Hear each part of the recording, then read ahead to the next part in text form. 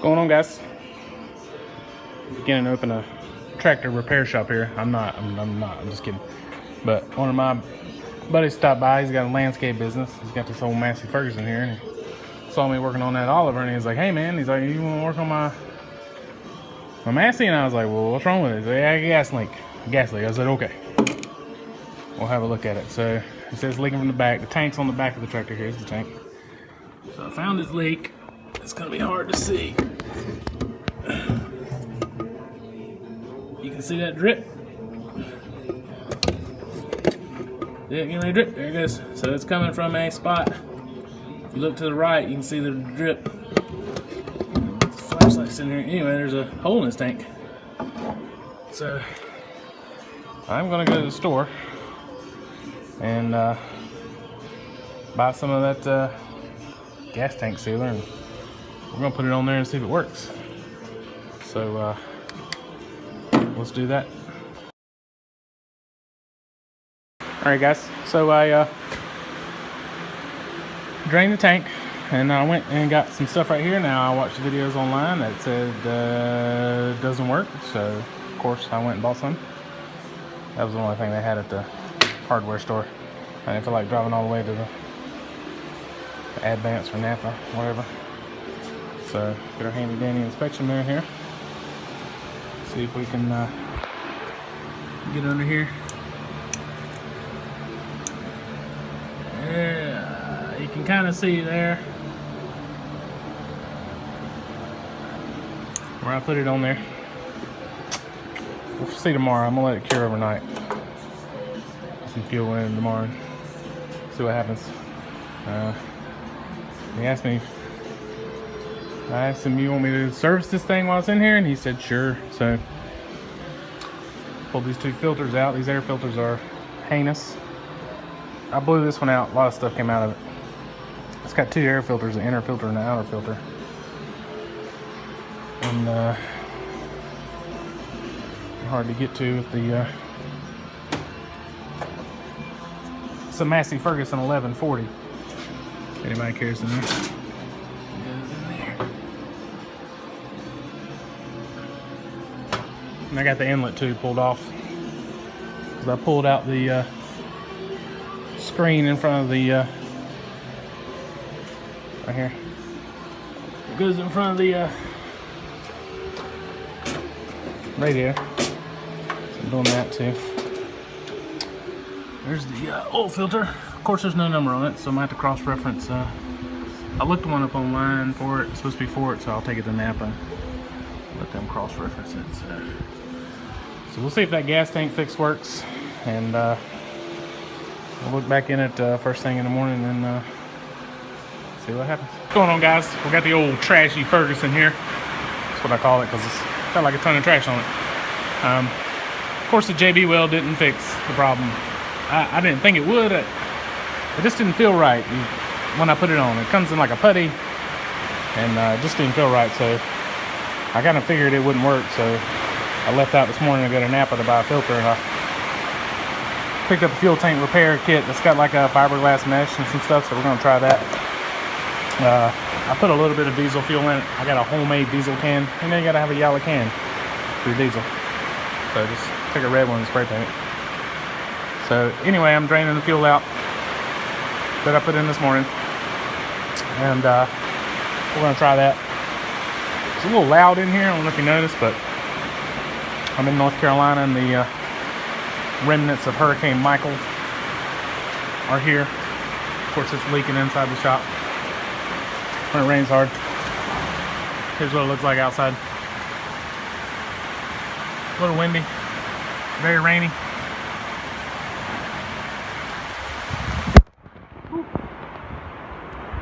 Anyway, so we got that going on. We got that going for us. But so I'm gonna wait for this fuel to drain out, and then I'll open up this tank repair kit, and we'll get it out, and we'll see if we can't get this thing stopped. Still waiting on the area to stop dripping. So let's do a Hurricane Michael update.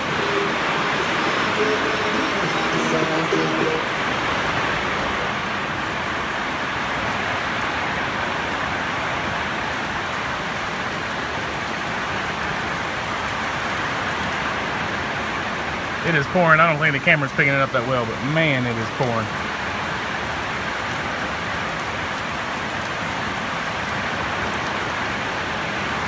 All right. Step outside. Whew. All right, that's enough of that. All right, so here's the deal. It's still raging outside. Try to speak up so you can hear me. So, in order to do this repair with that fiberglass cloth, I really wanted to take this tank off.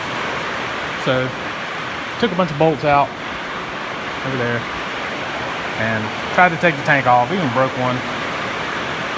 Anyway, so there's a bolt under this cover right here, and it's behind this plate, which is used as a support for the rollover protection system. So, in other words, in order to get the last two bolts out on either side, you're gonna have to take this plate off. This plate right here,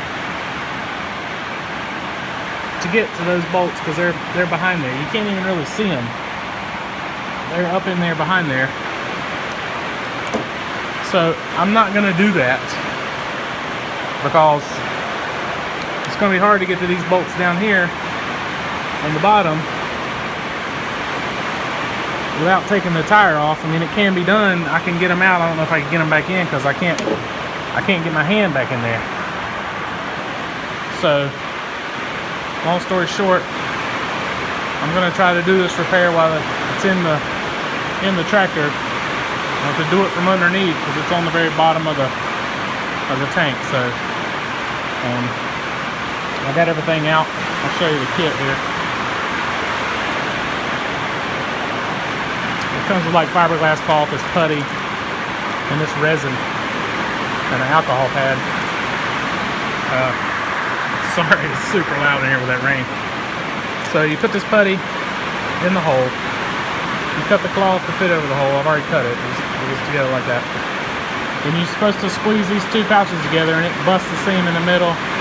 You mix them up. You put the putty into the hole. You apply some of this. You lay the resin down. Then you cover the resin with this epoxy again. So that's what we're getting ready to do. Now I think it's funny, just to point out that it says fuel tank repair, and it says this product is not for use on plastic fuel tanks, but in the pictures it shows that they're clearly working on a plastic fuel tank. So just thought that was funny. But anyway, that's where we're at, and that's what we're getting ready to do. That went terrible.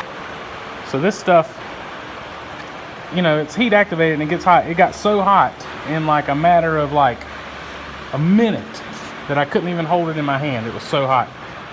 And we'll try to get under here and look. As you can see, the patch. So I didn't even get,